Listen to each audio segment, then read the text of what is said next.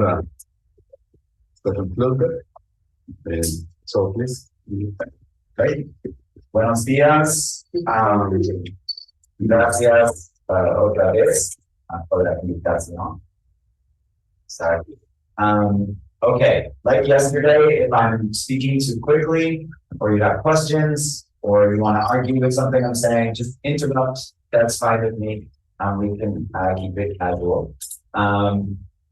Today I want to talk about sort of the other side of what I started talking about yesterday, which is the relationship between metaphor and thought. And today I want to focus on metaphorical framing. So how the metaphors that we use to describe situations in the world, or that we read about in the news or on social media, how and why they influence our attitudes, our beliefs, our behaviors, how this works, and what's going on. So I'll start in the same place I started yesterday, which is just to note that we have a lot of major issues always in the world: climate change, political corruption, violence, economic crises.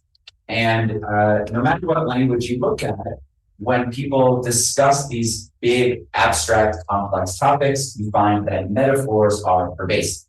People always use metaphors of various types to describe these issues. So this is a little bit of a review for those of you who were here yesterday, but just to make sure we're on the same page. So we talk about the economy in English like it's a train riding on a track. And, you know, right now we might say the economy's been derailed by the pandemic. How do we get the economy back on track? We talk about political systems like they're machines. How can we fix a broken political system? We use the language of disease and epidemics and pandemics to talk about not just literal diseases like COVID-19, but about other things we want that we think spread in some way amongst people and we'd like to eliminate, like the epidemic of AIDS in the world. We talk about global warming and climate change as if there's a rate that we might be losing. I'll return to that metaphor in a bit. And we talk a lot about things in terms of wars. So all over the world, people talked about the pandemic, COVID-19, as if there were a war that we had to fight this enemy and win. And doctors were frontline soldiers in this war. And these last few examples illustrate that we don't just use singular metaphors like this, but that the metaphors we use are systematic. So in English, as well as in Spanish, when people, leaders, health officials talked about this pandemic, they didn't just say it's a war against COVID-19. They used all this language of war. It's an invasion. You're a traitor if you don't. It's treason if you don't take action. It's a battle. It's combat, and so on. Okay.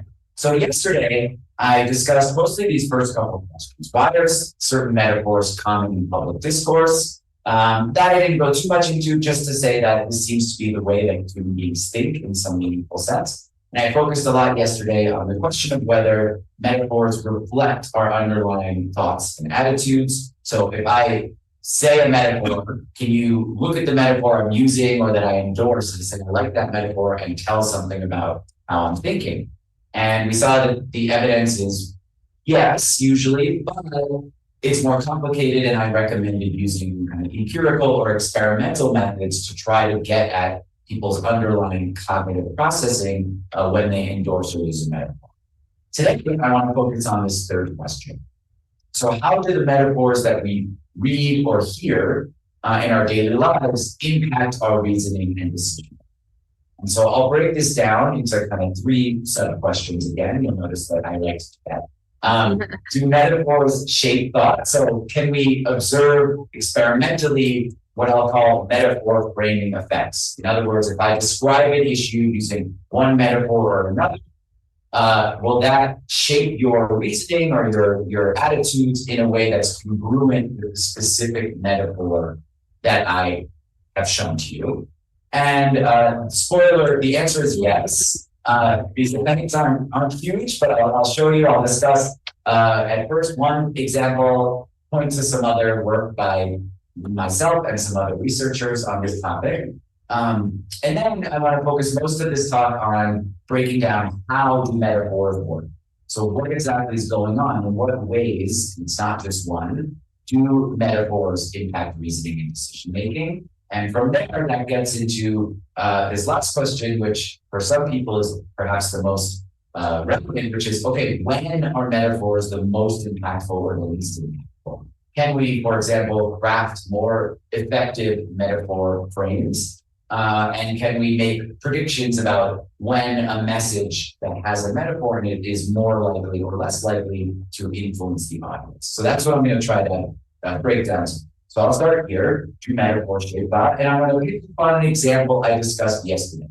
And so that's the example that comes from discussions of law enforcement of the police in the United States. And in this discourse, there are two major metaphors that have been contrasted. The idea that police officers are warriors, so that implies more aggression. They fight criminals. They have to beat these enemies in the streets like soldiers.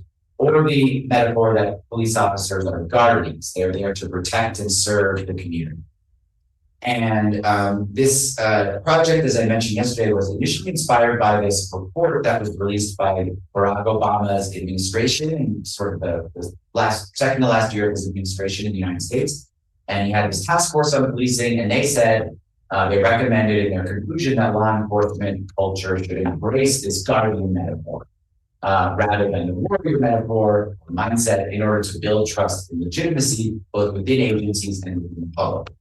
Now, yesterday, I discussed a study that was designed to test, okay, do people actually view the metaphor of the guardian as more positive? Because that's the implication. And so in the experiment I discussed yesterday, really an observational study, we had this measure of attitudes towards police. So people completed this. And basically, if you score higher on that, it means you have more positive feelings towards the police. They also listed just some associations with the words guardian and warrior, and we'll talk about that now. And then they said to us, okay, which metaphor do you think better describes policing in the US today? And also, which do you think is the ideal? Most people think the ideal is guardian. It was about 60% think that police officers are actually guardians today, and about 40% think they are warriors. So this was 6 years ago.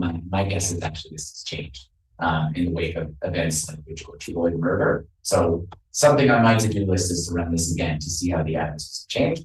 So that's another story. But anyway, and what we showed, what I talked about yesterday, is that people who sit against the police are guardians. Lo and behold, they have more positive attitudes towards the police. So this metaphor is associated with a more positive understanding of the police.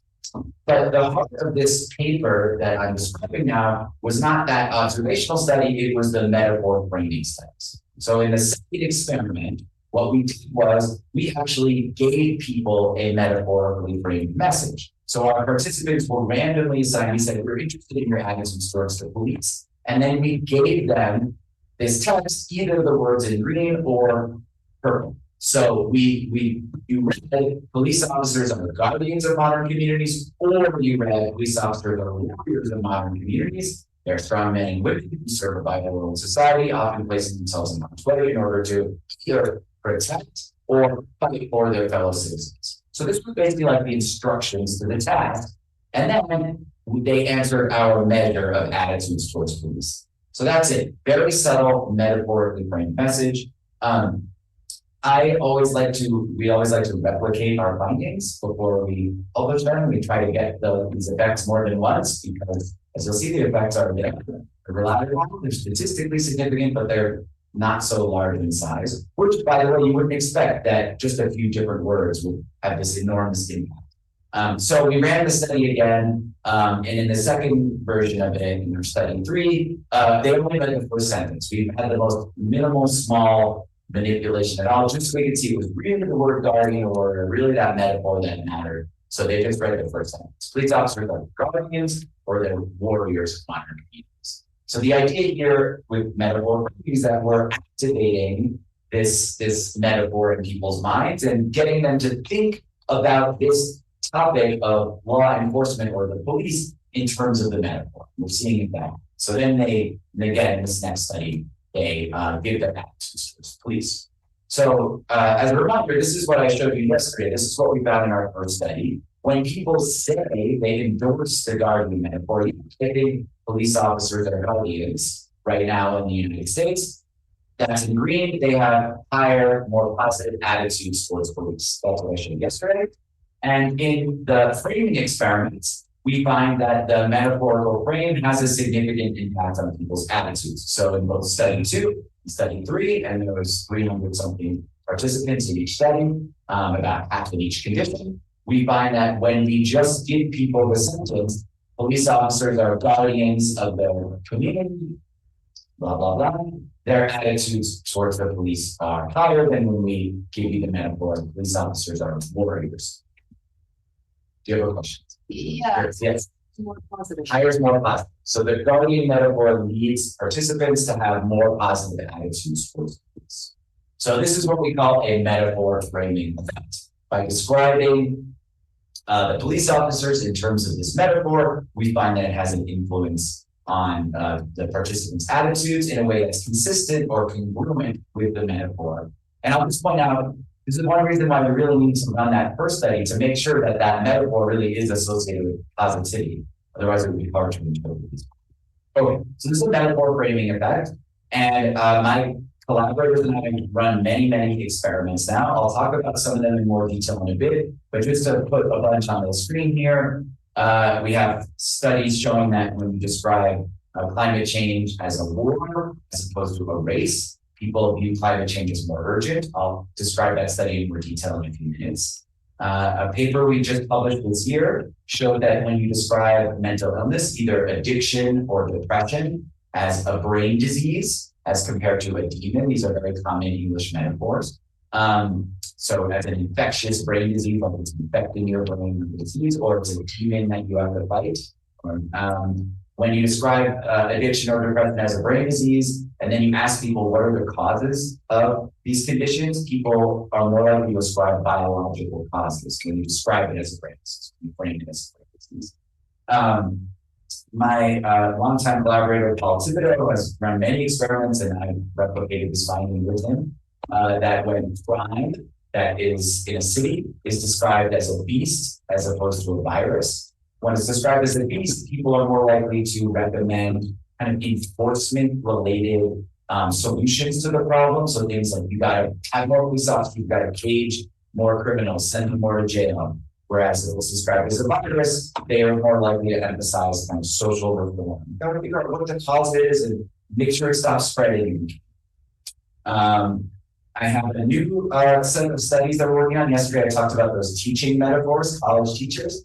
And we have run one experiment, and we just finished the second experiment. We find the same effect that when professors are described, actually in this case, they describe themselves using either the Gardner metaphor that they like to nurture knowledge, nurture their students and plant the seeds of knowledge, versus they describe themselves using this coach metaphor. They like to encourage and coach their students to succeed. That leads to a bunch of different inferences about the professor. So people view the college professor who describes themselves as a gardener as nicer, as more lenient on the assignments, and things like that in a way that's consistent with the findings I showed yesterday. One study, I might not get to describing this today in the interest of time, but we've done this experiment where we use a bunch of different metaphor framing scenarios. And some of the participants read it like in a paragraph, like I just showed you with the police one, and all the studies today is easier if I show you just written words. That in that experiment, some of the people also just heard the audio of me reading it. So I don't have the best voice for radio, but I read these things. And then some people saw a video of me or one of my colleagues reading these things. It was a news broadcast. And we find similar metaphor framing effects no matter what modality people are exposed to the message. And we're not the only ones who do this work. So there's lots and lots of other researchers who have been running and publishing really interesting metaphor framing research on lots of different complex and abstract topics like cancer. Is cancer a battle or a journey? Are ideas or geniuses, are they like a bolt of insight, a flash of insight, or is it like again, the gardener kind of nurturing seeds that develop over time, and many, many others. So we're not the only ones. There's a big literature on this nowadays. I should also note there's been for a long time a huge literature in communications and linguistics, cognitive linguistics on this topic. But here I'm focusing on the experimental paper metaphor. Okay, so that's the basic point. Metaphor framing works. But these effects, I want to point out, they're pretty small, and we wouldn't expect them to be big. These are participants reading one simple paragraph or watching a video of one simple thing, and it's kind of cool that we find any effects. But to me, the more interesting question is, why is this happening? And that's what I want to spend most of the talk on today. So how do the metaphors work? I'm going to try to break this down in a simple way. Again, there's going to be 3 pieces. This is just how I'm words. And maybe from this you can tell this is a bit arbitrary, and the distinction between some of the mechanisms I'm going to describe is very fuzzy. But at least to me, it helps me organize the thoughts. It helps me. So let me break it down. How do metaphors work? The first kind of mechanism or factor is what I'll call the cognitive factors. And this is building on stuff I talked about yesterday about mapping of domains, of the structure of the source domain onto the target domain, and things like that. But before I get to what I think is happening, I want to discuss an alternative, very simple explanation, which is priming, or specifically lexical priming. And this was sort of the, still would be cool, I think, but this was what I might call a deflationary account. Like this was what some critics of metaphor framing said is going on. They said, you're putting people into these experiments, they're just reading some words, and words have lexical associations. When I say one word, other related words come to mind. This is classic cognitive psychology from 40 years ago. When I say doctor, you think of the word nurse. When I say table, you think of the word chair. And that it's just that people are doing these studies, they're not thinking at all. They don't have real attitudes, they're just answering quickly. And whatever you find them to think about with the words, that's how they're responding in the task. So let me make this clear with an example. Actually, it won't be that clear because it's a basketball example. But I'll explain it along the way. So when I say the word warrior, if I say this in the United States, I really like basketball. And one of the teams in the United States is the Golden State Warriors. Maybe you know, because they won a lot in the last 2 years. Steph Curry, and just a little bit of a side again, sorry, but my name, I pronounce it Stephen, but it's spelled the same way as Stephen Curry. He goes by Stephen. So ever since he became a famous basketball player, everyone in the United States just calls me Stephen. So my name, they assume that's the name. It's fine, I don't mind. But anyway, you might imagine if I hear the word warrior and I'm a basketball fan, these words just become more active and salient in my mind. I'm more likely to now, what's your favorite sport? Basketball. It's true, but maybe if I hadn't seen the word warrior, I would have maybe said American football or baseball. No, but just activates and I'm answering quickly. It's fine. But of course, the word warrior also activates these other words and concepts. In fact, I showed evidence of this. When you're talking about the police and then I say, think of the word warrior, people think of words like fighter and weapons and war zone. And these words are just kind of more negative overall. And so, and if I say, think of the word gun, you think of words and what I showed yesterday is that even in a neutral context, thinking of the word warrior activates slightly more negative associations. And so maybe what's happening in the metaphor framing study that I just showed is that people are just reading police officers are warriors of their community, and they just activate these kind of negative words, and then no matter what I had them do, they'd answer more negatively. So I asked them about their attitudes towards the police, but I could ask them about their attitudes towards anything, and they'll answer a little bit more negative. It's just priming. That's the idea. So these words become active in the mind, and this is what's driving their response. The alternative, by the way, that I'm going to say is we have better evidence for is that a word has to be used as a metaphor in context in order to shape people's reasoning. And so how do I differentiate these accounts? Well, in the third experiment, the one I showed you a minute ago, we actually had 2 different conditions. One was the metaphor framing condition. That's what I showed you. So half the participants read the sentence, police officers that are going into the community, the words used as a metaphor. got the sentence, police officers are warriors of the community. It's used as a metaphor. And then they all answer the attitudes towards policing question. But then we have this other condition, the lexical priming condition. And here, participants saw the same words, but they listed the synonym first. They didn't see it used as a metaphor. We just said, hey, what is a synonym? What's another word that means the same thing as guardian? And most people say things like protector or savior, something like that. So half the people got the word guardian, we activate that word in their minds. Half the people got the word warrior, what's a synonym? Most of them say things like fighter, soldier. And then they got a neutral sentence, no metaphors. We just said police officers are strong men and women who serve the community, or whatever.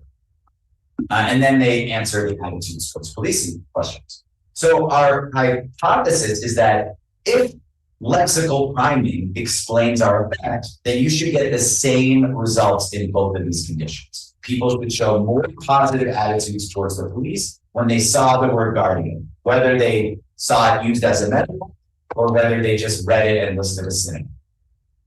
The alternative is that if a metaphor has to be used in context as a metaphor to give you a metaphor framing effect, then we would not see the framing effect in that lexical priming condition.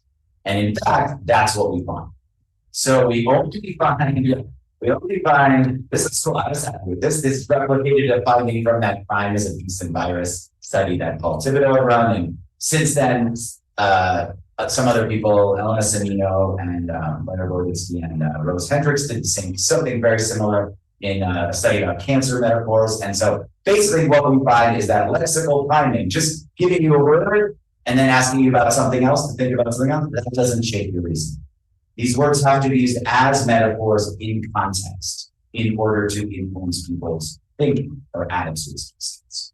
So that's cool. So metaphors, the cognitive factor of lexical priming does not drive this effect. So what I think is going on, I'm going to give you a very vague, somewhat metaphorical phrase that it encompasses a lot of different people's theories, but I'll call it mapping of schematic structure.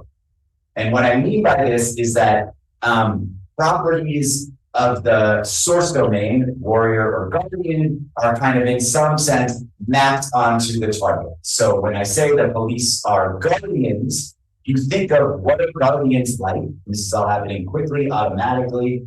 And now you're thinking about the police in terms of the structure of a guardian, which is more positive than if you think of the police in terms of the structure of a warrior and aggressive violence. So one way to think about this, one theory is from my undergraduate thesis advisor, Daniel Gettner. He has the structure mapping theory. It's really a theory of analogy, and it's a theory of how you map one structure onto another. This is just a silly cartoon. The fashion police and the grammar police. It's silly, but again, it's okay. So this is actually a double metaphor because you're saying they're both police. The point that Gettner makes is that our concepts are not just like bags of associations. They're not just like you think of a guardian and it's just you think of the lexical associations. There's some kind of structure. There's things you know about what guardians are like and what they do in a general sense. So concepts have structure. And her idea about analogies is when I say, a police officer is like a guardian, what you do, you're comparing those two things, and it highlights the similarities between those two domains. And what also downplays, in some sense, the differences, at least in the context of metaphor framing. And this can drive further inferences. So now if I ask you about police officers, you're going to use what you know about guardians to answer the question. That's the idea. So we ran one set of studies that really tried to make this idea very, very explicit. And it's with a metaphor that is not perhaps as exciting or interesting as a police metaphor, but it's a metaphor for the federal budget of the United States. So very popular metaphor that has been used for about 20 or 30 years, mostly, and this will become clear why, by conservatives in the United States, by Republicans, is the argument that the federal budget is like your household budget. So the federal budget in the United States is trillions of dollars. It's super complicated. And if you ask anyone on the street, what do you know about the federal budget? They'll just say, we're in debt. We're trillions of dollars in debt. And that's so abstract, trillions of dollars. Like, what does that even mean? Who knows? How can it? It doesn't even make sense to me. And so, when you have political opponents, and one side is encouraging more federal spending, so typically liberals, Democrats in the United States say we need to do more spending on healthcare, more spending on the social safety net, et cetera. And then you have the other side, the conservative side says we're in too much debt. We don't want government at all. We want to cut everything, cut all social safety net, no healthcare, no support for senior citizens, nothing.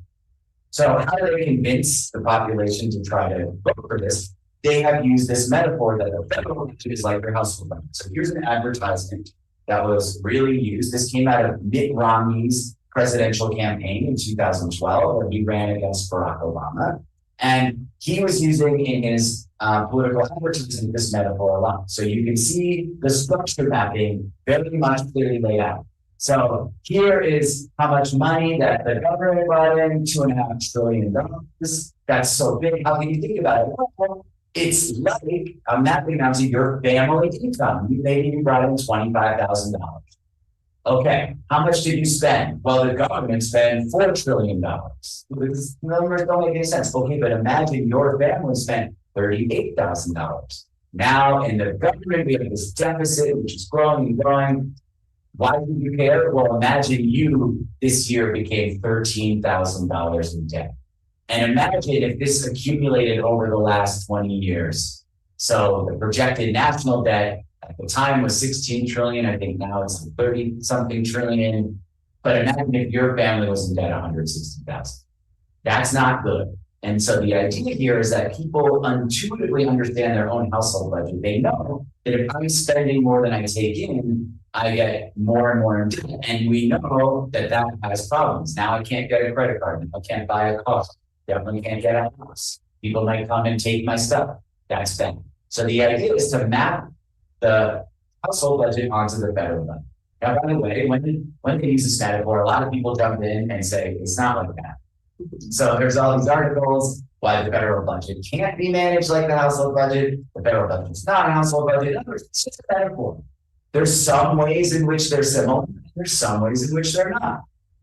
I'll just say, all metaphors work like this. There's some ways in which the police are like warriors. There's some ways in which they're not. There's some ways in which they're like guardians. There's some ways in which they're not. And so the same thing with this metaphor. So you can, here's a very simplified schema that you can see, where on the left, I have the household budget, on the right is the federal budget. And what Romney is saying is, look at the similarities, right? Both you receive income from your job, that the government receives income from taxes. You spend your money on, food and your rent and your car. The government spends money on the military and the roads and healthcare. A balanced budget in your house is if you're spending less or equal to what you take in. Same thing in the government. But when you spend more, that's bad. It's a lower credit. Just like in, the government's credit can be lower, for instance. So I can encourage you, like he did, to do the focus on the similarities, or I can be like those journalists and say, no, they're actually different. So for example, your household income is fixed. You have a job and you make $25,000. That's it. Maybe you can drive Uber on the weekend and make a little more or whatever, but it's fixed. I can't change it. But the government doesn't work like that, right? So the US government can raise taxes, can print new money, can sign new trade deals. And of course, the debt that the United States in particular accrues, that isn't going to hurt the spending of the United States like your personal debt, because the United States is such a wealthy country that everyone in the world, the world economy crashes, the US economy crashes. We need to be very careful. It's very different in some ways. So I can encourage you to focus on the similarities or the differences. And here's what Romney is kind of really thinking, right? He wants you to focus on the similarities, to do the structure map, to have this metaphor in your mind, because then you'll think to yourself, governments should spend less money, governments should balance the budget. And so, of course, vote for the candidate, in that case, Mitt Romney, who wants to cut spending. That's the kind of overt, out in the open inference. That's what he's saying. But we figured, Romney was a smart guy. There's something more subtle going on. So if you say the federal budget is like the household budget, well, there's a head of house. Okay, and so just like there's the person maybe who makes the most money in the family, and they're the ones who manage the checkbook, and stereotypically in the United States, it's often the man. Well, the president is like the head of the national house. And so then you ask yourself, who do I want to vote for? Barack Obama, this professor, they don't make money, or Mitt Romney, really, almost billionaire businessman.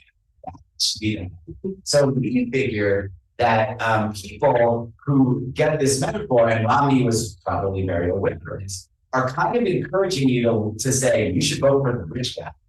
And I should note that the last several presidential candidates and last two Republican presidents were extremely wealthy. I don't know how wealthy Trump actually is. He said he was very wealthy. That might not be lasting much longer. We'll see. He's a lot wealthier than me.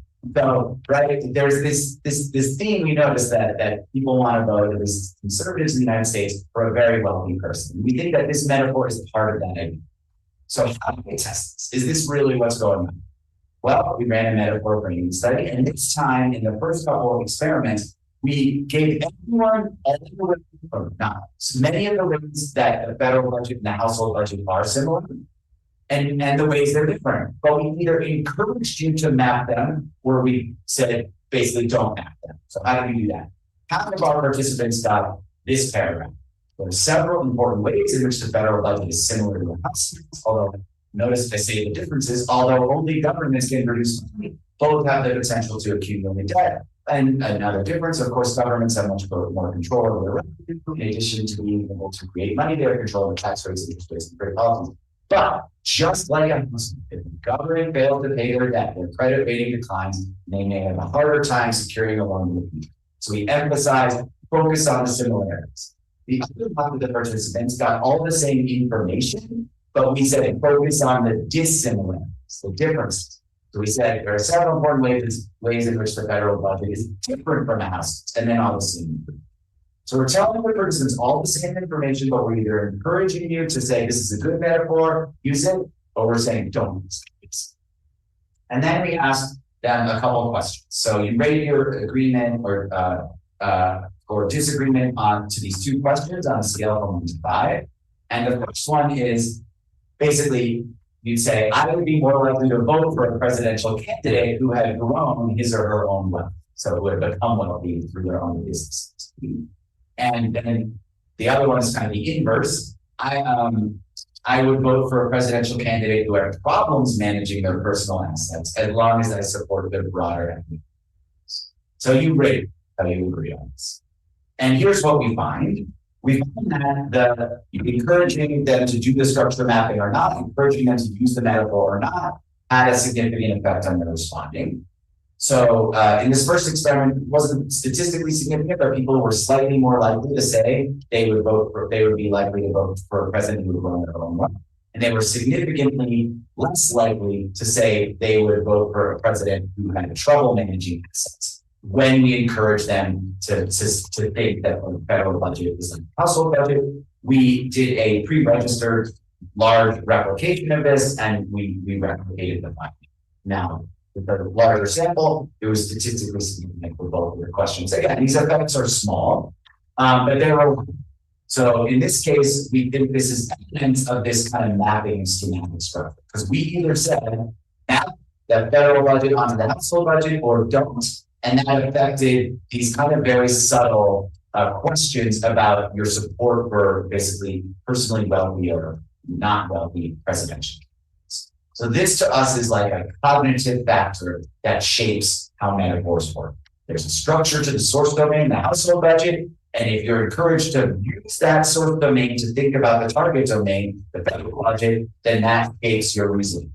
Even for these kind of strange questions about would you vote for, would you be more likely to vote for a wealthy presidential? So, in other words, Romney, in a sense, this was a good idea. Although there's a caveat to this, which I'll come back to. I still think it's an effective metaphor. Trump used something similar, and then he actually led during his administration to more debt accumulated than any other president. So it's a little strange. And then as soon as he lost the election, the Republicans in the U.S. government were like, we need to cut spending. We got to cut it. After they had to wait for all of his huge increase in spending. Okay, so these are the cognitive factors. Now, in general, I don't like to fully differentiate between cognition and emotion, but I'm going into it. So in addition to sort of the structure of these concepts influencing people's thinking, many metaphors have this kind of emotional impact on the audience. This, of course, has long been known in studies of rhetoric, since Aristotle talked about this, the kind of emotional impact of the metaphor. And certainly politicians use it a lot. We use the metaphorical impact of metaphor. Writers, artists, poets, metaphors are so evocative. They bring to mind imagery, they're emotionally resonant. But in cognitive science, this has really not been discussed that much. But if you look at the metaphors, again, people use in the real world to try to influence people, metaphor, emotion is a big part of it. Not separate from the cognitive factors, but as part of it. So let me give you an example, again, from American politics. So, in 2016, Donald Trump was running against Hillary Clinton, and to the surprise of many, he won. In the few months leading up to the election, one of the big issues for Trump was that there were many kind of classic Republicans, people like Mitt Romney, who didn't like him. They didn't support him. They thought he was a bit of a con man, and they thought he was rude and kind of gross and all these things. I could go on and on about all this. Sharing my own feelings. And then there are many complicated reasons why he ended up winning, but one of the big things that his supporters were trying to do in the last few months leading up to the election was convince kind of Republican or independent, non-affiliated holdouts, people who weren't going to vote for him, that he was the better option. He was the lesser of two evils than Hillary Clinton. And one blog post written by an anonymous blogger, which it turned out to be this very, very right-wing person, Michael Anton, who ended up working in the Trump administration of national security, it went viral. It was called the Flight 93 election.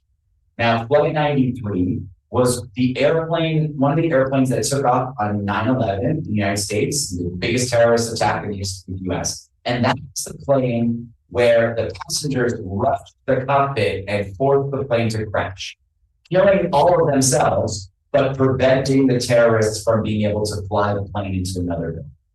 So in the United States, Flight 93, this is a very common thing. Everyone knows what it is. And so this guy, publishing under this anonymous name, Publius Decius Mus, he published this blog post and it went super viral on the internet. And here's what he said. So he's using Flight 93 as the metaphor, although you'll see it gets more extreme too. He wrote, 2016 is the Flight 93 election. Charge the cockpit or you die. You or the leader of your party may make it into the cockpit and not know how to fly a random plane. There are no guarantees, except one, if you don't try, death is certain. To compound the metaphor, a Hillary Clinton presidency is Russian roulette with a semi-auto. With Trump, at least you can spin the cylinder and take your chances. Now, there's the cognitive component, the structure, right? He's mapping Flight 93 onto the election. But the real main impact of this is to encourage fear. Fear and anxiety about Hillary Clinton. She is certain death and destruction, Russian roulette, you should be afraid. Trump, yeah, he's not great. But maybe he'll lead to prosperity or something, and so it's better than the alternative. And this got passed around a lot. And we know, by the way, that very emotional, especially negative emotional content is the most likely to go viral. So here you have a metaphor that's really activating these strong negative emotions. And so we've tried to argue in some of our research that the metaphorical the impact of metaphors is often due to their emotional content. So one paper that we did with some experiments I'll talk about to try to address this contrasted two very common metaphors for climate change. So one is the war metaphor. So here are just some random articles from the last few years. Why solving climate change would be like mobilizing for war. The world is losing the war against climate change. The case for going to war against climate change. So this is a common metaphor. It's used a lot. I mentioned that yesterday. The other most common metaphor for climate change is a race. No time to lose, the race against climate change. Time is of the essence in the race against climate change. And there's actually a whole podcast that's called The Race Against Climate Change. Now, I want to point out something. These are very different concepts, but they have some structure in common. And that was key for our experiment. So in both words and races, there's you versus an opponent. There's winners and losers. There's kind of a sense of urgency, the race. But the main differences, but one of the main differences is really how serious this is. You lose a race, a race is a game, it's fun, it's not that existential. You lose the war, you're dead. So we really thought that the war metaphor kind of intuitively gives you this stronger kind of emotional sense of urgency. And so we ran an experiment, and this was done many years ago now. So it was after the Paris Climate Accords of 2015, where most of the world's countries signed up to these agreements about lowering greenhouse gas emissions. And participants got one of two paragraphs. Actually, one of three. Some people got a neutral one that had no metaphor. But I'm only going to show you there's issues with comparing a metaphorically framed passage to one without a metaphor, because it's not worth going into back. It's not but anyway, I'll show you the main thing. So we participants either read this paragraph, again, this is United States participants. When will Americans start to combat excessive energy use and kill the problems related to air pollution and destruction of natural resources? The entire country should be recruited to fight this deadly battle. The United States is joining the campaign. Then there's some information. You'll notice there's two different time frames. That didn't matter, so I'm not going to talk about that. So there's a bunch of information about what the United States is doing. And then at the end, this is a war we can't afford to lose. The race metaphor paragraph is the same, and we just changed out those words that are in purple, so now they're in blue. When will Americans go under excessive energy use and surge ahead on the problems and step onto the line? So it's basically the same thing. We just slightly changed the metaphor from wars to race. One thing I do want to point out here is we included all these things that the United States was doing. These were real things. The projects that we were going to do to reduce greenhouse gas emissions, we did it for a reason. We felt there's some research showing that if you give climate messages or any messages that are too dire, that are too negative, people disengage. They disengage. They don't want to pay attention. It's too existential. So we wanted to inject a bit of hope. I will note these researchers kind of ran a version of this experiment. It's a paper being published soon. And they used them as some stimuli, but they took all the stuff. And then they didn't find that they got a little effect, but it wasn't statistically significant. And I reviewed the paper, and I was very positive. Great, you reviewed it. And I kind of said to my I was like, you showed that. You need the whole part. And they were like, no, we didn't show that. And I got a little annoyed, and I was like, we changed our paper. And we did it for a reason. So they added something about it. It's still very worthwhile. And again, this is also something that we ran this study in 2016. I don't know if we find this effective anymore. A lot's changed in the world of climate change since then. More people, even in the United States, believe in climate change. I'm not so sure about the hope aspect of like whether people think we're going to do something about it. The news is very negative. Despite I think there are some hopeful things. This is an example. But anyway, in our study, we asked people a bunch of questions. So we said, for example, how urgent is it for the United States to implement energy reduction programs? They do their rating of how urgent it is. And then there's this measure of risk perception we took from another study. So like, to what extent are you worried about these consequences of climate change? We're proud. And there's a bunch of others, and you rate it, and you get it basically one measure of how much risk do you think climate change is going to be associated with. And then for a large subset of the participants, we asked, how willing would you be to change your behavior? So would you be more willing to pay a carbon offset on the future purchases of items derived from fossil fuels, plastic bags? I should note, this is people's saying their intention in a study, very different from if they actually would want to do this. If they went to the store and they said, this food costs an extra $1, so because of climate change, I think then people might be a little more upset. So we'll see. But anyway, in our experiments, we ran 3 waves of this study. So Part of this was just the finances we had to run the experiment were kind of spread out over the years. So we had to do it a few separate times. It's one of the reasons.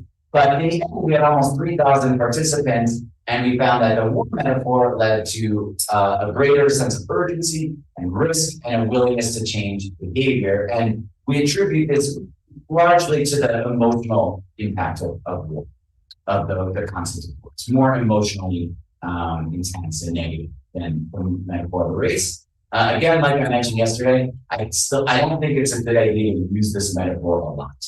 Maybe as a way to capture attention. I think war metaphors in general are a good way to, in the beginning of a messaging campaign or the beginning of an issue, it gives the sense of urgency and it gives a sense that we all need to kind of sacrifice and work together to do something. But I don't think it's a good long-term message because people get very sick of wars and people very quickly realize that, hey, how do we know if we've won this war? Right? It doesn't, the structures don't really fully map. There's no winning. It's too late. We change, we can mitigate some of the worst damage, and I think we should do that. But it's too late to stop the changing that we already did. So it's very much unlikely. It's not an apt metaphor. Yeah. What are the stars? That's just an indication of the level of statistical significance. So 1 star would be P is less than 0.05, indicating a kind of smaller effect. In some sense, not really the same as effect size, but and the 2 stars is a P is less than 0.01. So it's just a measure of the statistics. All right. So we think that both the valence, so how positive or negative a metaphor is, and the arousal, how intense the metaphor is, those are kind of the 2 dimensions of affect. We think that those influence the impact of metaphors. And by the way, this can backfire.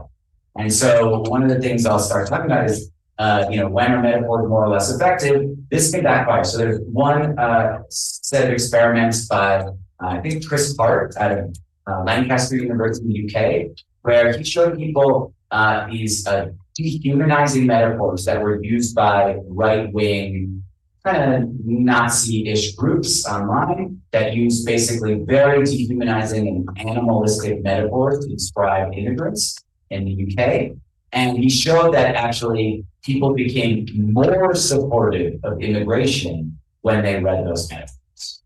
So obviously the right-wing group's intention is to get people to dehumanize the immigrants and support immigration less, but it backfired.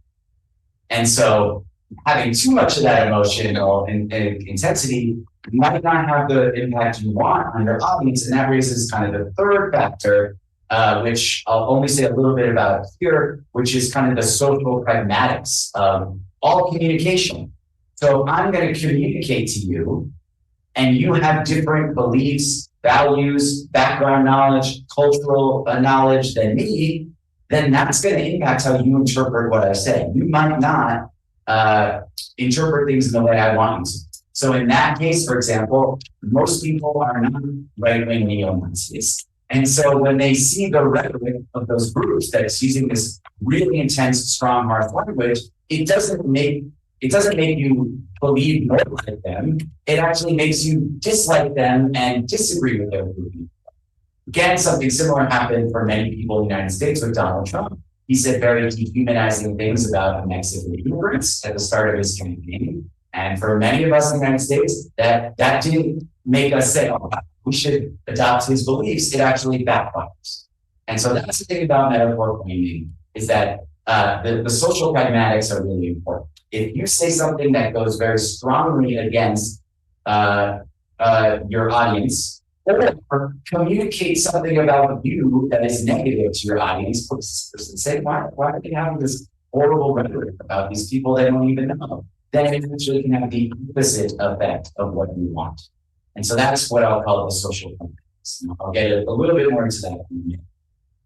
So kind of this last 5-10 minutes of the talk is exploring this a little bit more. And I'll go through this quickly. I'm probably going to skip through some stuff. Sorry for the people advancing the slides. But from all this research and other research, we can say a little bit about when metaphors are more or less impactful to the audience. And here I mean impactful in the way you, the communicator, wants it to be. So when the metaphors work best, or they're more effective when they are apt, and apt just means when the structure of the source domain can be kind of readily mapped onto the structure of the target domain in a way that seems to illuminate something, that seems to give you some new knowledge. So the metaphor of police as governments and the metaphor of police as warriors are both in the sense it kind of, oh yeah, police are like warriors. They do fight crime and they have to use violence sometimes. Oh yeah, police are like guardians. They do protect the people in the community and they're there to serve you. They're not there to harass you, the community members. So those are both apt. There can be disagreements. So on the one hand, you might think the war metaphor for COVID-19 is kind of apt. Yeah, the doctors are like soldiers. They're fighting on the front lines, doctors and the nurses. And we all have to make a sacrifice and work together to stay at home or whatever it is. But then other people can disagree. So aptness is a fuzzy concept. And other people can say COVID-19 is not like a war. There's no winner and loser in this obvious sense. When you're staying at home and not going out and seeing your family, what are you doing? That is nothing like being in a war. I mean, so you can have disagreements.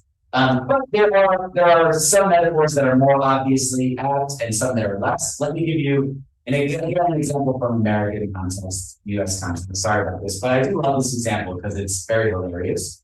In the beginning of Donald Trump's term as president, one of the things he really wanted to do was get rid of what was called Obamacare. It was really kind of a public health insurance option. It's not really a public option, but basically a more affordable government-sponsored health insurance for people who do not get health insurance through their employer.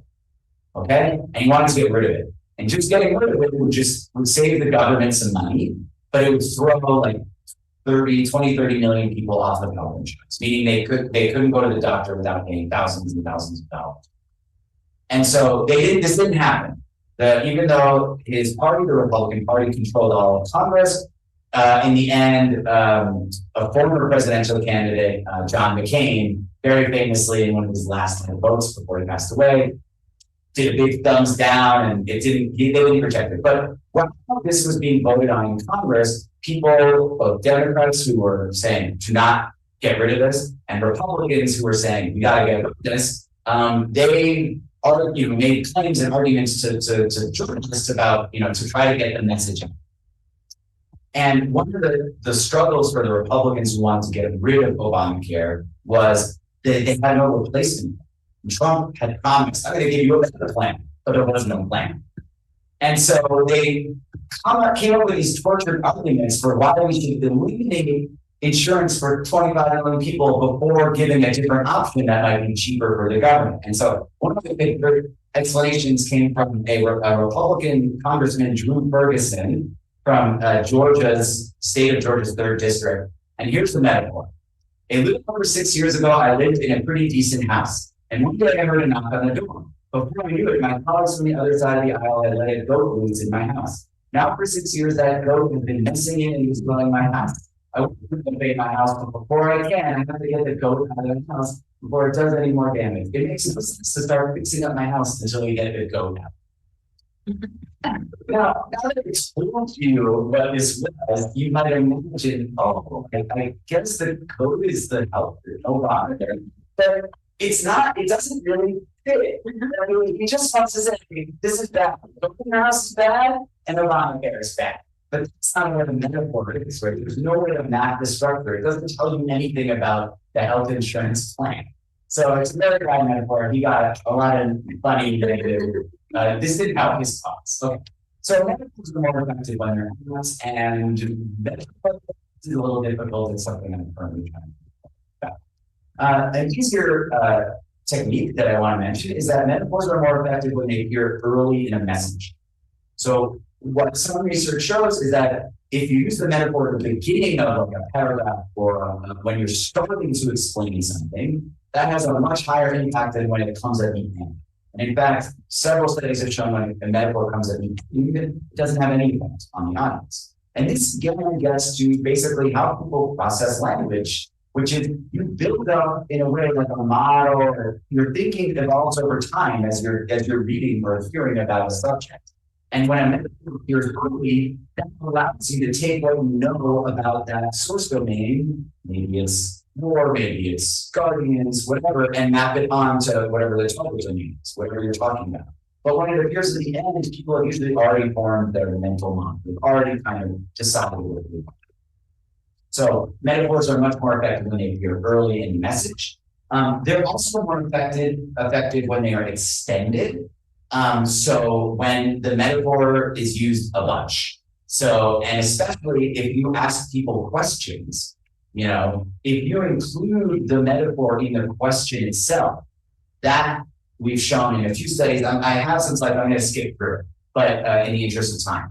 If you extend the metaphor into the questions you ask people, so they can more easily map the question onto the metaphor you use, the metaphors have a larger effect. We've done that and we've replicated that. So I'm going to skip a few slides here to this one, which is that metaphors are more effective when they're tailored to the knowledge and the interests of the audience. And this gets to that social pragmatics, right? So if I'm here talking to you and I start using American football metaphors, they're going to be much less effective for an audience in Mexico, actually an audience anywhere in the world except for the United States, than they would be in the United States. In the United States, American football metaphors are extremely common. We got a punt on this. Yeah, let's quarterback the situation. And these are extremely common metaphors, especially in business settings. Those metaphors don't work on other audiences, even English-speaking audiences, because you don't have an interest or knowledge about American football. Similarly, I have relatives in London, and people are using cricket metaphors. It's a tinkering wicket, you know? I was like, I have no idea what it's talking about, right? So you have to do something about it. Yeah, you also have to have an interest in it, and your beliefs have to not be set in stone. So there's no metaphor probably that you can use to convince me climate change is not an urgent issue. Even if you really believe it, it's not going to convince you. No single metaphor is going to do it. Maybe logical, reasoned arguments, but probably not, right? When we have very strong beliefs about something, a message is, if anything, likely to backfire. That's what I mentioned earlier with the neo-Nazi kind of dehumanizing metaphors.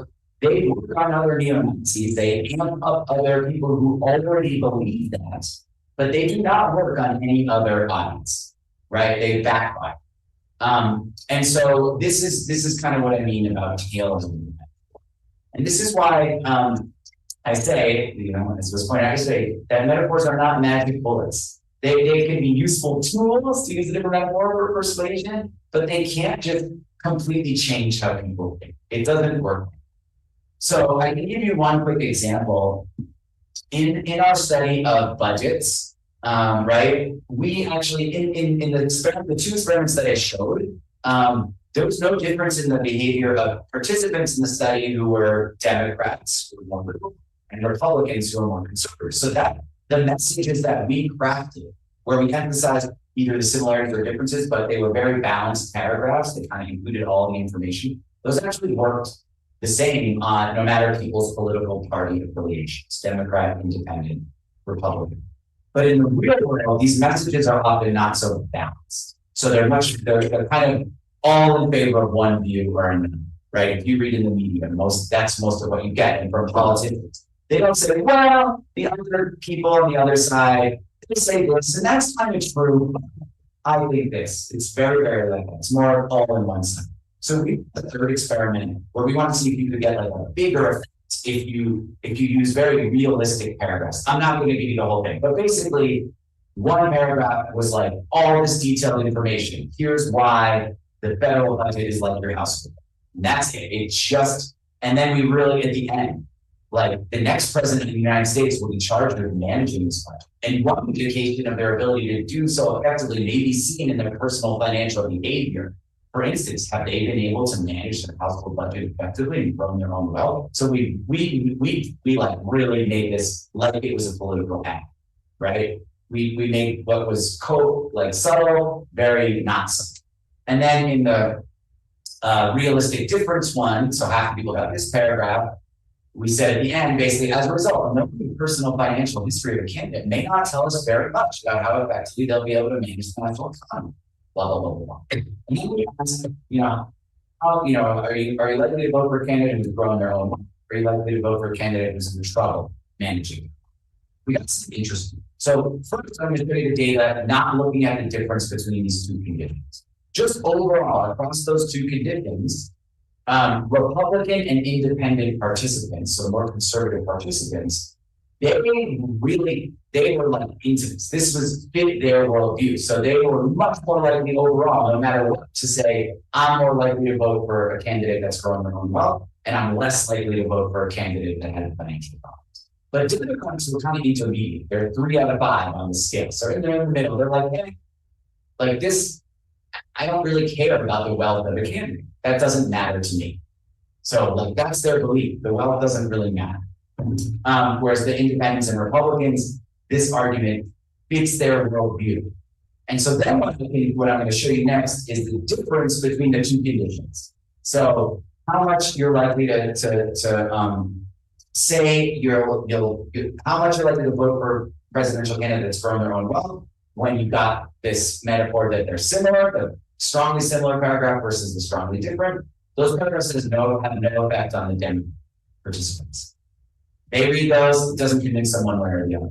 But for the Republican and independent candidates who really already kind of care about this thing, the metaphors work well. It fit their worldview already, and so it has a stronger effect, right? So in this case, they were much more likely to say they would vote for a candidate who'd grown their own wealth when you kind of hammer them over the head. And so for the Romney campaign, when he's using this comment, it was not likely to change any Democrats' minds about him voting for him. Although independents, that's the most critical one. So again, I would say this was a very, very good, good metaphor for him to use, even though he didn't use it. So just summarizing everything, you can kind of think about it this way, and apologize for going it's over here. What I'm showing you here is on the x-axis, this is just a diagram that we created. It's not true. It's just to get you thinking about it. So how much does the audience know about or care about the source domain? So again, if I use an American football metaphor, most of you are probably very low. If I use a football metaphor, most of you are very high. Right? And then, so how strong is the metaphor? Well, it's much stronger if the audience cares about this and knows about it, and they're interested in this source domain. Now, in terms of the target domain, there's almost like we think a U-shaped curve.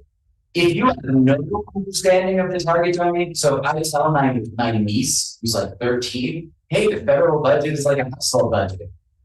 She doesn't know what the federal budget is, so she's low, a metaphor is going to have a weak effect.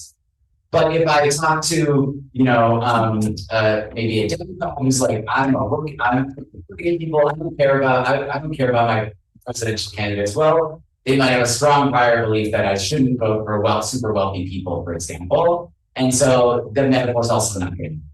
Or if you're someone who thinks all humans are deserving of equal rights and all humans, have certain intrinsic moral value, then a right-wing neo-Nazi animal metaphors are not going to change your mind, right? If anything, they might backfire.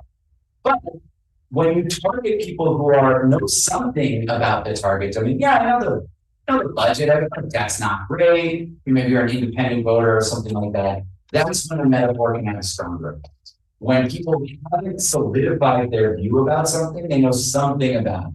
And of course, we got these findings from all of our experiments, but I talked to a friend who's a political speechwriter, or used to be, and he's like, yeah, of course, we've known this for 1,000 years. This was so obvious to him. He's like, you have to run experiments to figure this out.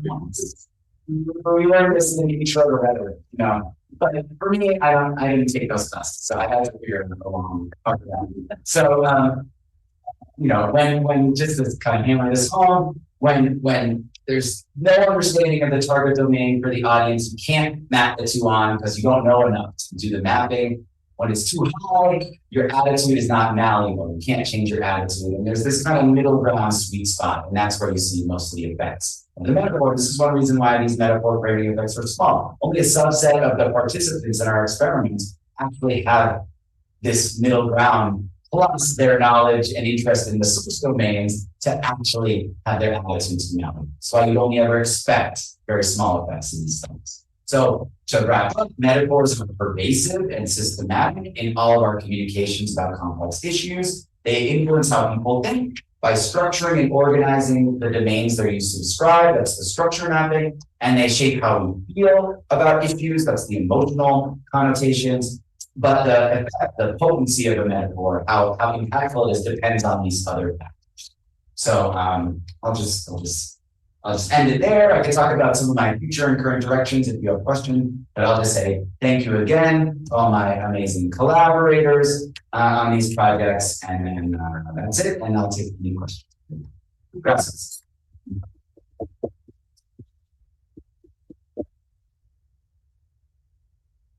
I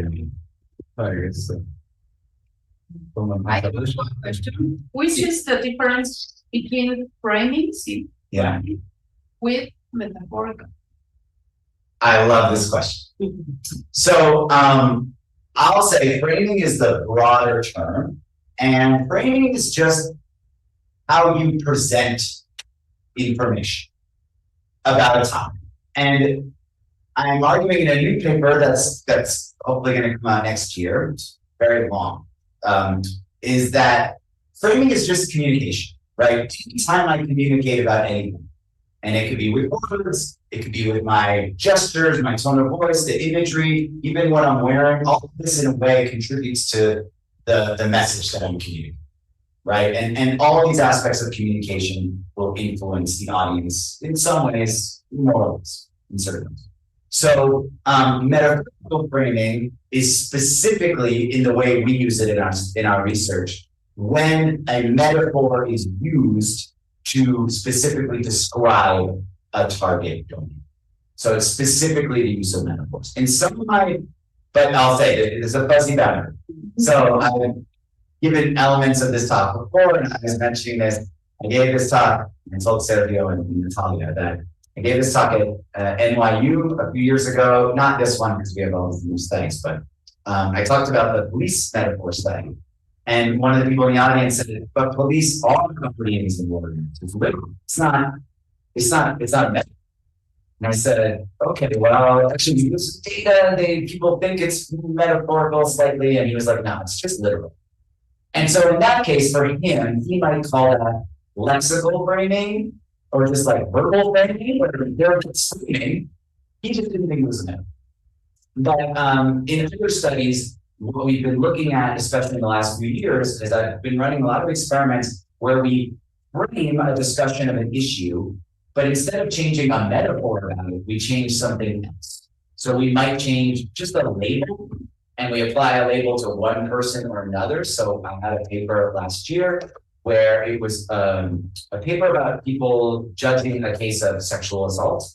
And we either described the person who had allegedly been assaulted, and so it allegedly a male college student sexually assaulted a female college student, and we either said she is the victim of sexual assault, we said he is the victim of false allegations. It was subtle the way we did it. And then you ask, like, how much do you believe them? Do you support them? And you find that whoever is labeled the victim gets more support, it's more.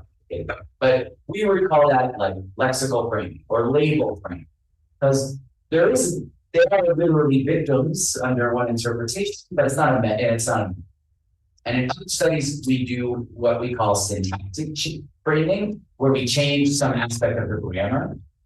So studies not by me, for example, might describe an accidental event, either more more in terms of the agent, so more actively or more passively. So you might say something like, she knocked over the bottle, or you might say the bottle knocked over and broke. There's actually some really interesting research by Caitlin Bosby and Lara Boroditsky that contrasts English speakers and Spanish speakers on these kinds of things. And they find that Spanish speakers, at least they ran persons in Chile, I don't know about Mexico, we're more likely to use reflexive grammar, so say, like say or won't be. So more likely to use that language to describe accidents, and less likely to remember when they watch all these videos of people like doing accidents, they were less likely to remember the Spanish speakers and also Japanese speakers, less likely to remember who did it. And their argument is that's because the accidental events are more likely to be framed, passively. It broke itself, like who cares? And of course, in American English speakers, we want to punish everyone. We want to, who did it? Like, I don't care if it's an accident. So the cultural differences as well, in addition to this. So this is a long answer here, but basically metaphor framing is specifically using a metaphor to describe an issue.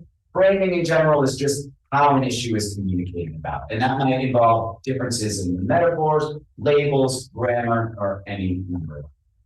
I will switch the question. Which is the difference in cognitive factors that are implied in framing? I know that there is mapping in the case of metaphor, but they have similar factors in framing in general also. Yes, in fact, that is the argument of our movement, that all these mechanisms take place in both cases. I still think metaphors are interesting and unique because they activate a comparison that you might not otherwise, right? So you can create a metaphor that's like very distinct, like that you wouldn't have thought of on your own in a different way. So it can lead you to map concepts that are more distant. But I do think ultimately all of this is just how we communicate. We use all different aspects of language and tone of voice and gesture to influence, I'm doing it right now, to influence what you are thinking and how you're feeling. Metaphor is just one part of it. But it happens to be, I think, a kind of interesting and unique one that we often don't notice. At least I didn't until I started reading about it, late comment. But yeah, thank you. Very good point. Yes.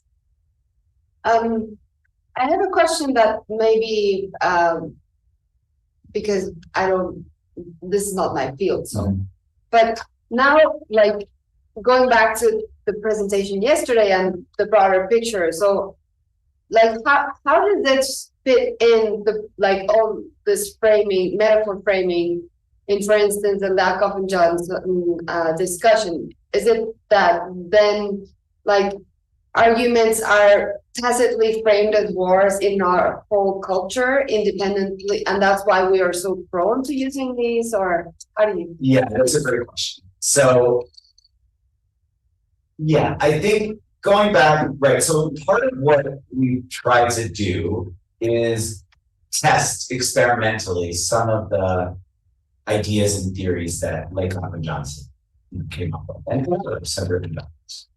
And what we tried to do, this is our I know this is a bunch of philosophers of science, so please forgive me.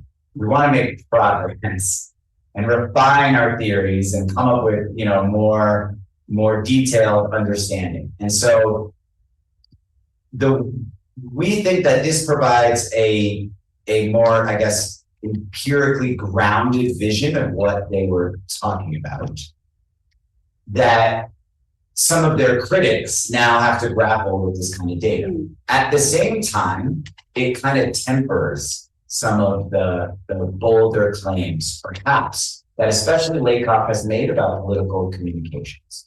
So his major focus, he's retired now, but his major focus of the last 20 years was progressive politicians, and here, we need to use the right frames. And that's been his argument. You use this language and not this language, you will convince voters. It'll shape people's thinking. And on one hand, I think our studies show some support for them and provide some evidence in favor of that. On the other hand, I think by revealing the conditions under which metaphors are more or less effective, and also the smaller magnitudes of these studies, and granted, these are one-off little experiments, and he does talk about big messaging campaigns over a whole year or 10 years. We haven't done them. But I think it tempers some of the bigger claims. So, for example, he argues that in the United States, there is an inheritance tax, meaning that if you die, your money goes to your children, and it gets taxed. It only gets taxed if it's more than $11 million. Okay, so which affects 0.001% of people, right? So conservative Republicans in the United States want to eliminate it altogether, right? They want to be able to give $1 billion with no tax when they're dead. Democrats want to, actually, they don't really want to change this at all. It tells us something, but some progressive politicians want to say, no, anything should be taxed, or, up to, unless it's just like $10,000 or whatever it is, there should be some tax, maybe some progressive taxation. For many years, the Republican candidates have called this the death tax. Why? Because death is negative. They're saying we have a death tax. Don't you want to vote for someone who wants to eliminate a tax on death? Remember, it's already $11 million. It's ridiculous. So he argues, okay, stop using their term. Don't say death tax. Come up with something else. It's the investment in our future tax. And if you just say that, and if the Democratic politicians go out there and say that over and over again, it's going to shape the audience. It is. I'm getting some of the details wrong, but this is the kind of thing. I think, that may be a good idea. On the other hand, I can think of some reasons why that might backfire, right? You might think because of social pragmatics, anyone who comes out and this is the invest in the future tax, you might be like, that person's full of right? That person is not being honest. This is ridiculous. I like them once, right? So he hasn't grappled with some of the stuff that we've tried to discuss, which in particular, the kind of social pragmatic stuff, right? And so he kind of views it as more like a mechanism. If you say these words, these thoughts and feelings will be activated. Just say them over and over again, and don't say these words, and people's brains will literally change. And we're kind of saying communication is a little bit more complicated than this. So that's how I see it connecting to bigger ideas. Now, on the other hand, I think bringing to philosophy of science, when we get to the kind of metaphors that guide our scientific theories and things like that, I think that there where I think it makes the most connection is some of that structure, that idea of how the structure is being mapped. In what ways are we highlighting certain commonalities and downplaying others? And one of the things I've been wanting to study for a long time, and it's because I don't know, is the idea that sometimes having multiple metaphors might be more effective than any one message. And I even have a cool phrase for this. We talked about marketing, which is metaphorical triangulation, but I don't actually have any research on this. The reason I think about it is because I teach cognitive science, and I teach, here's how the brain is like a digital computer, and here's how it's not. Here's how it's like an artificial neural network, and here's how it's not. Here's how it's, and I use different metaphors because there is no single one that's acceptable 5%. And for me, having all of those different metaphors is helpful and useful. And I think having only one is restricting. So I've wondered if that's going to be a useful way in things like science education and theory development, like actively considering multiple metaphors. Yes. So I wanted to comment a little bit more on the cultural differences of metaphoric framing, because you gave us a lot of examples on politics. But I would like to know if you or other groups have replicated these experiments in the context of the global south. Yeah. I mean, and particularly in Asia and in South America as well. Because politics are, I would not say very different, but they have important differences. So it's this is a great question. I would readily admit the biggest weakness in all of my research is that it's been with United States participants almost exclusively. Done one experiment on metaphor framing in India. So English is one of the national languages of India, it's colonization. And so we ran a metaphor framing experiment there. And we found that we got the metaphor framing effects, but only for, so everyone obviously in the study for English speakers, but only for participants who said they spoke English socially, not for people who said they only spoke it in school, like in education. And so that we argue that part of this is when you speak more socially, that's the pragmatic side of things. And it's understanding more of the kind of connotations and implications of the metaphors as opposed to the more formal educational content. So we do have that study. And we have one other experiment on body metaphors where we had participants from Hong Kong, but that is partly the global south in Asia. So the biggest weakness in all my research is that this is restricted to English, and this is restricted to people in mostly the United States. So I think some next steps that I would like to take is doing these investigations with other languages and cultures. And I don't look at all the same effects. I think you're right. Like, first of all, I can't do the research myself. I would need collaborators and people who know all this stuff that I don't know anything about. So I'm very, very ignorant of everything outside of my own cultural context. And I think it's really important because what I do know is the metaphors are used in these different contexts. So I said this yesterday, I reviewed all these articles from the Middle East, China, other countries that talks about how many of the same metaphors that I've studied, war metaphors, disease metaphors, journey metaphors, are used by politicians or in political contexts in many, many different languages and cultures. But I haven't studied it. So yeah, you're right, that's necessary. And let's take everything I said today as a hypothesis about how this works. It's very provisional, and I would certainly be interested in data in other contexts. I have a question. Yes. My question is, do you think beauty is another emotion within emotional factors, or is another side of the coin? Because metaphors like climate change is a deathly battle. Mm-hmm. Certainly, it both evokes some emotions. Yeah. But if we talk about climate change, like it's changing the symmetry of nature, I think that evokes a picture of nature being something beautiful. So that emotion is something else or something inside? I don't. Yeah, that's a really, really, really good question. I don't know. I think it's the perception of beauty in a metaphor, and then the threat of that beauty being removed. Like if you break the symmetry or break the balance. I think that's really interesting. I don't know of any research specifically on that topic. I guess my comment would be another way to think about it is how do we judge people who use metaphors, right? And so there's actually, it's very mixed research. Something I also have been wanting to look at, which is when someone uses a metaphor, how does the metaphor they use affect how you think, not about what they're talking about, but about them.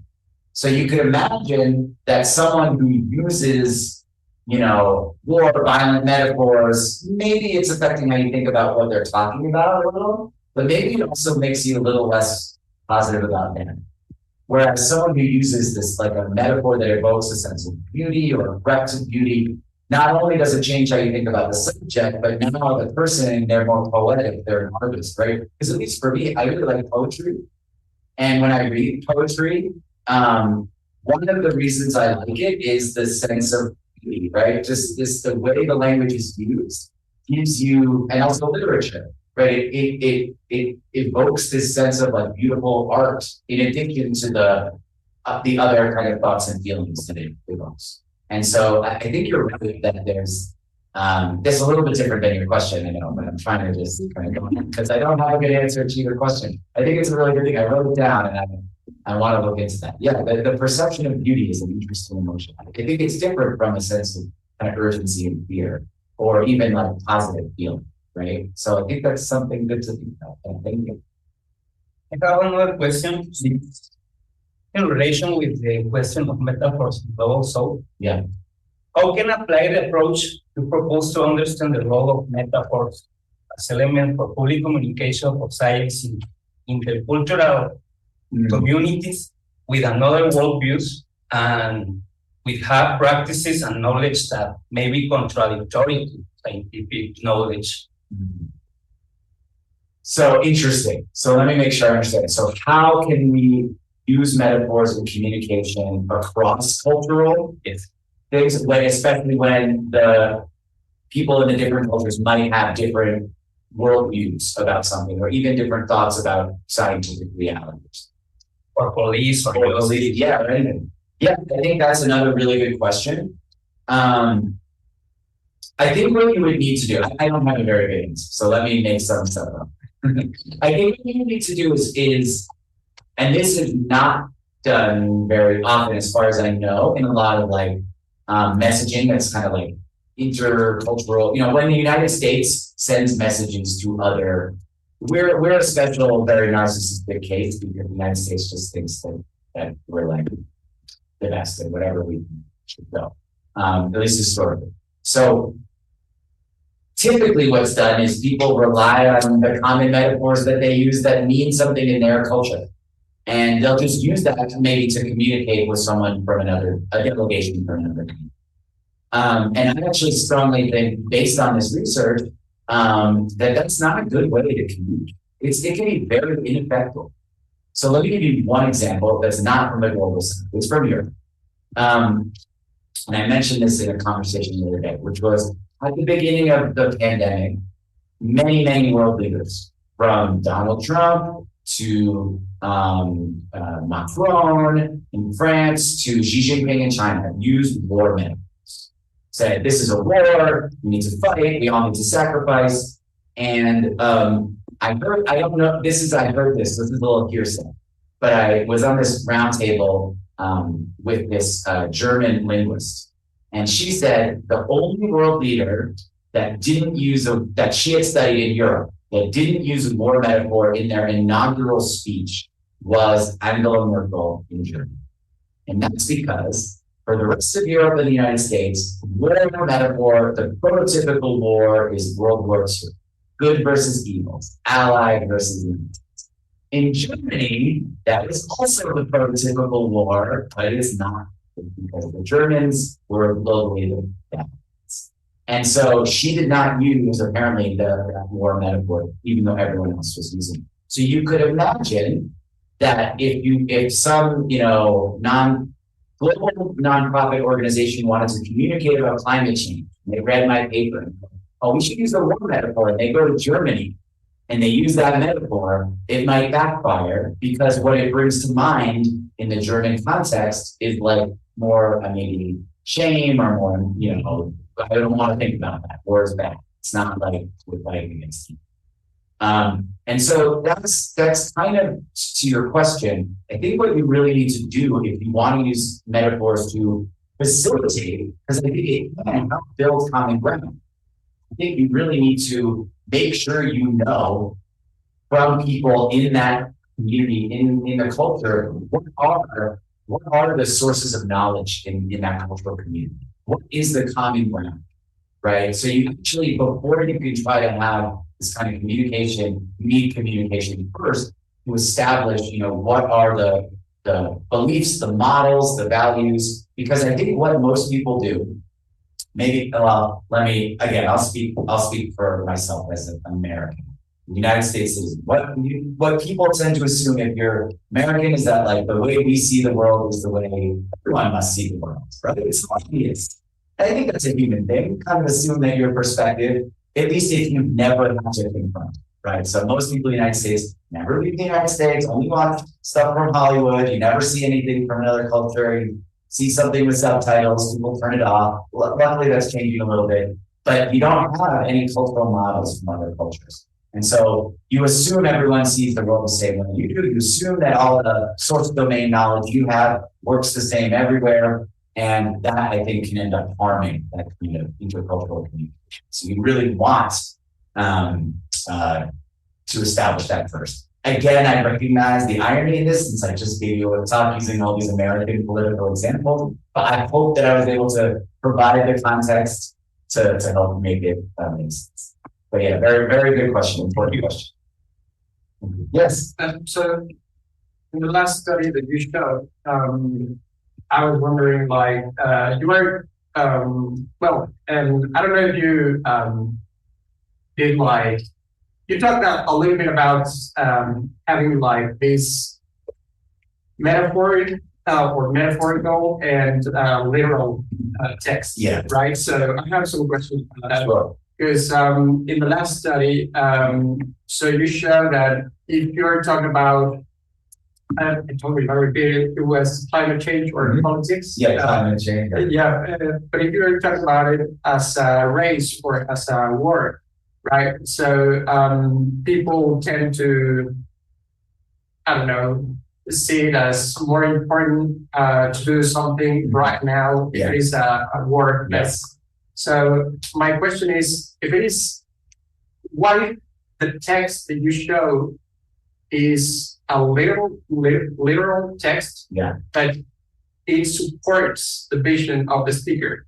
Mm. So say that I have an affinity towards like, like social justice or climate change, or, and I read something that has no metaphors, but it is supportive of my vision. So Yeah. do you think that has, well, I don't know if you have a study about that, right? But do you think that actually, I don't know, maybe shows the same effect as when you use metaphors? Yeah, this is a really, really good question.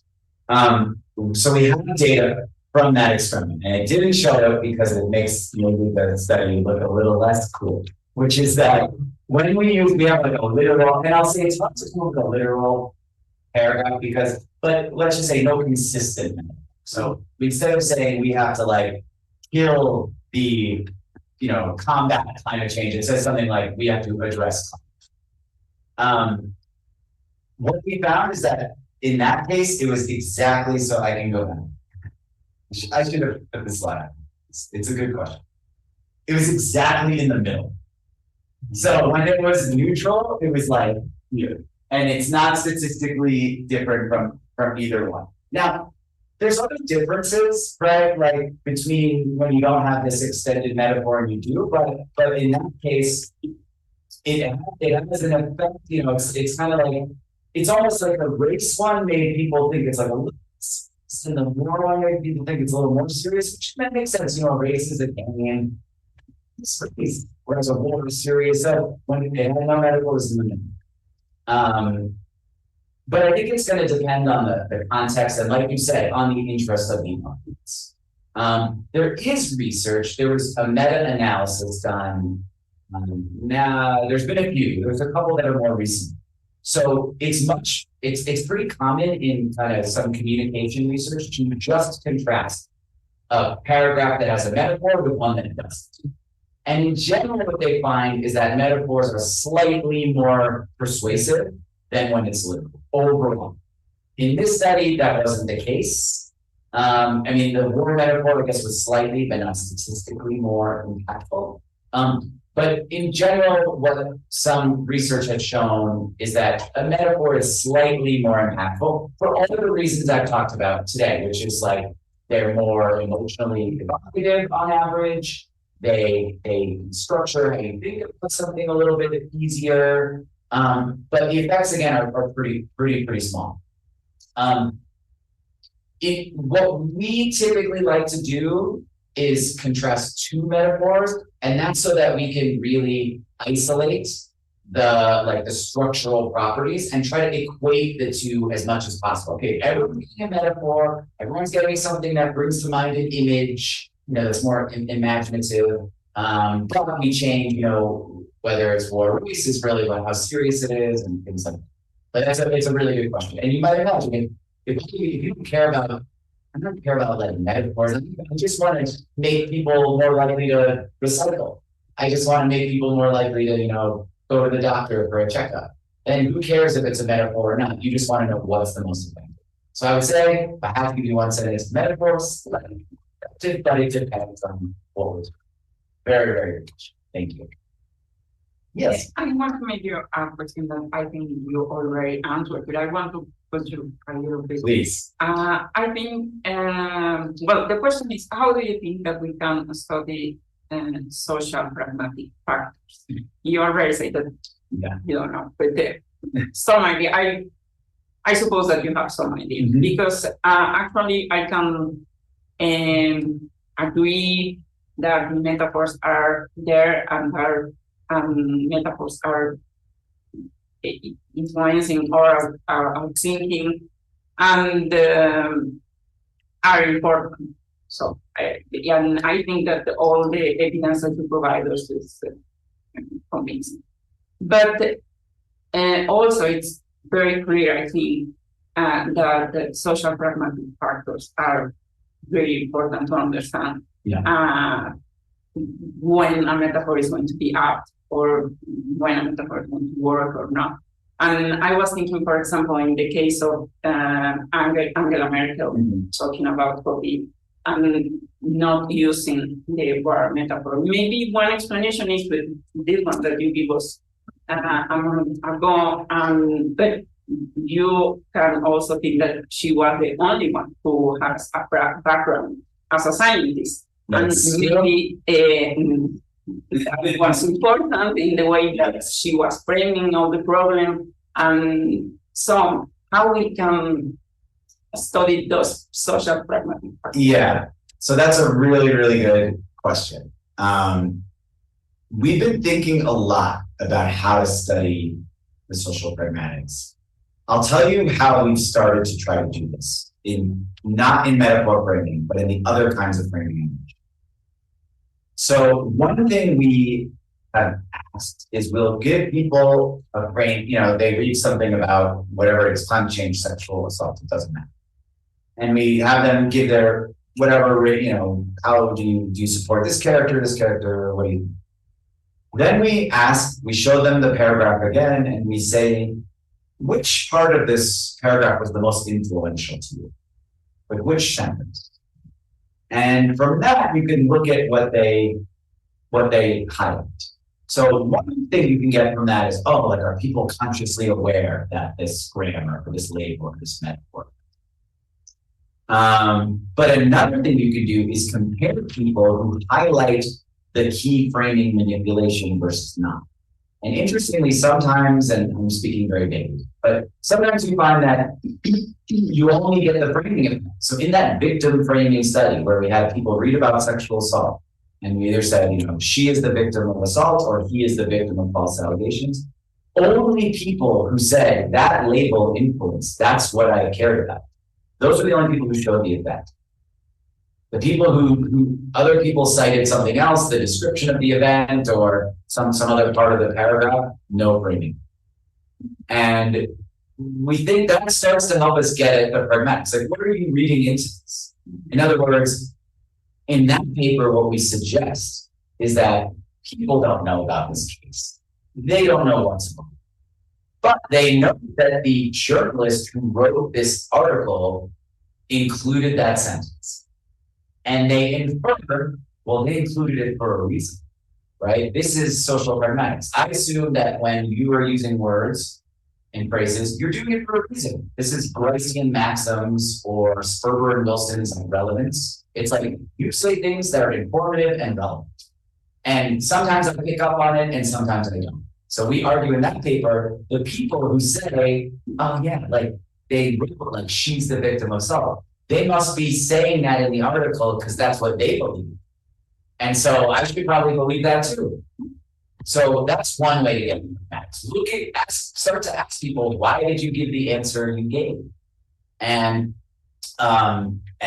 using that to again, we're still drawing inferences here. It's not the best method, but getting it.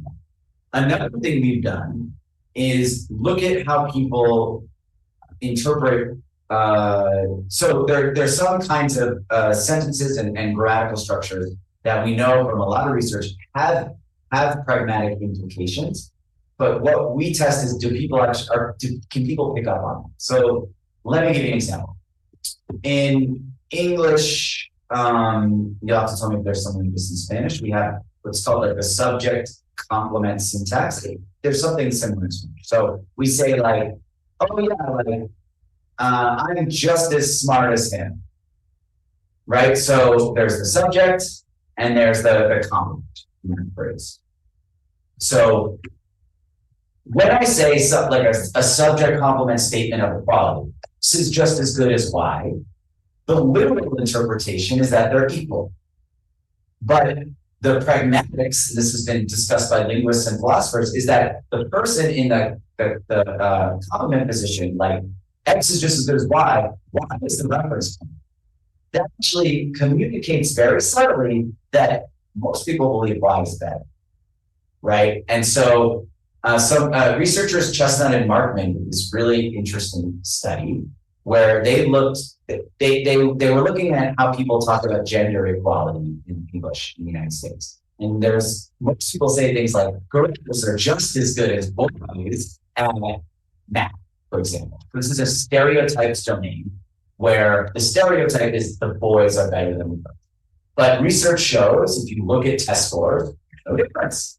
And if you look at brain activity, there's no difference. So they report, girls are just as good as boys. What Chestnut and Markman did was they gave that sentence to people. They repeated in this whole thing. It's like, here's a press release from this new study of SAT, test scores. Girls are just as good as boys. Then they asked people, who is naturally better? Boys or girls? When you say girls are just as good as boys, you get the stereotyped answer. Most people say boys. When you write boys are just as good as girls in math, it's actually, the stereotype goes away. People say they're slightly girls are better, just by changing the statistics. So we replicated that study. And we also showed it extends to other stereotypes. So in our study, some people got Christians are just as likely as Muslims to commit terrorist acts, which is true, literally. Or we said, I know this is very provocative, or Muslims are just as likely as Christians to commit terrorist acts. And we got the same effect. Whichever one is in that comes second, is the complement position, they're viewed as more likely. But this is embedded in a paragraph where we give them statistics about either the math statistics or the terrorism statistics, really showing that it's actually equal. And then we ask people, which sentence was most influential in forming your judgments? And you can either cite the syntax that said, oh, that sentence when you said they were equal, or not. And in this case, what you find is that people who cite the syntax, do not show you. This argument's going to get a little complicated, I'm sorry. But this is how we start to get it. If you cite the syntax, you don't show the effect. That's most people. Only 30% of people cited like the statistics. Those are the people who show the framing event. So they're like, the girls they have the same test scores. But actually, those are the people who are influenced by the frame. So what's going on here? We actually think most people pick up on the pragmatic implications. But some people, again, going back to this talk, don't like the pragmatic implications. So they want to argue against it. So we find, for example, more progressive participants were less likely to show any framing event. And they were also more likely to say, that sentence where you said they were equal, yeah, that's what matters to me. Okay, so but how do we know it's the pragmatics? Well, we have a new paper coming where they do this math experiment. And also we get rid of the stereotypes in one of the experiments. We say, people from Montana, kids from Montana are just as good at math as kids from Wyoming. Two random states, there's no stereotype. You still get the framing of them. But before we counterbalance, the participants also do a whole other test where we test, do they actually understand the pragmatic implications of the syntax? So we say something like, this journalist went to this island and they met the Arrogans and the Balagans, and the Balagans They're actually just as good at, they both are really good at cooking, but the journalist believes arrogant cooking is better. What headline do you think she's going to use? Balligans are just as good at arrogance. That's the correct answer because that puts arrogance as the reference point. Or arrogans are just as good as balligans. And we see, like, this task is so weird, and it's made up stuff, and we have them do it a bunch of times with all these different random scenarios. We find there are individual differences. Some people really get the pragmatics of the syntax. They always put whatever group the journalist believes is better in that complement position. Some people are like, I don't know, and they're 50-50. They kind of randomly guess. We find only the people who consciously get that implication of that syntax show the framing effects later. They're the only ones later who, when we say people from Wyoming are just as good as people from Montana, they say, oh, Montana kids, those are better. And so that's our this is a paper we're hopefully submitting soon. That's my best method. You actually try to test what are people's pragmatic abilities, but it's laborious. It's very difficult to do this, and it took us forever to come up with these tasks. But that's what we're trying to do. Figure out, do people actually pick up on the pragmatics? There's individual differences. We ran one big experiment where we had this hypothesis, if I'm good at picking up on the pragmatics of that, I'm probably good at picking up on the pragmatics metaphor and all this stuff. Like, it's a general ability. It is not. Some people are good at the pragmatics of the syntax, and then you give them a metaphor, and you're like, what does the person who used the metaphor believe? And they're like, I don't know. So it seems to be very restricted to specific phrases, sentences, grammars, words. It's very hard to get a big picture idea. But that's what we are trying to study. Good question. Yeah, just one last question. Do you have any intuition regarding whether framing, like this framing metaphor framing effect, will also, or how will it interact with habits? Like whether, like in regards, like you were saying that they were not real situation and you wanted to do a real study. Yeah. Real behaviors. Yes. Would you take into account like the habit of like spending money or spending money? Yeah, that's a great question. I guess my intuition is that the habit kind of goes, it's like similar to people's strength of beliefs, right? So I really think climate change is real, right? You're not going to convince me it's not with like a message. A politician's not going to convince me. Similarly, if I never recycle, it's going to be hard to get me to start. If I do it sometimes, I think it's good, and I do it sometimes, but not other times, then maybe the message can encourage me to do it more. Or less, right? Every few months in the United States, an article comes out that's like, recycling doesn't do anything. They're just taking your bottles and they're bringing it and throwing it in a fire and, melting the polar ice caps with it. That just happens sometimes. And my wife's uncle, he recycles. Everyone recycles in my part of the country. But whenever those articles comes out, he'll just start throwing the cans in the garbage. He won't recycle them, because he has to, but it's not so strong. Whereas me, like I be really good about recycling and all that kind of stuff. So I think the habit is kind of like the strength of belief, where if it's too strong in one way or another, you're not going to be able to influence the behavior. But if it's something you kind of do and you want to do, then maybe it can help them. Really important to include it, like having strength. I think so. I think if we're looking at, so like that study I mentioned yesterday about like people investing or spending their time, I think we'll have to, get somewhere like how long are people using this app for? Are they someone who manages their time a lot or a little? I think that's a really, really good idea. Yeah, I think that's important. Thank you. Spending habits. And spending habits in general. Do you go to the movies every night? Do you buy expensive food every night anyway? You're not thinking about your budget at all. I think that's exactly right. I think that's right. Yeah, thank you. Okay. Thank you very much. If you have other questions or anything, you just email me anytime. Thank you. To send you papers and talk to you and all. So much.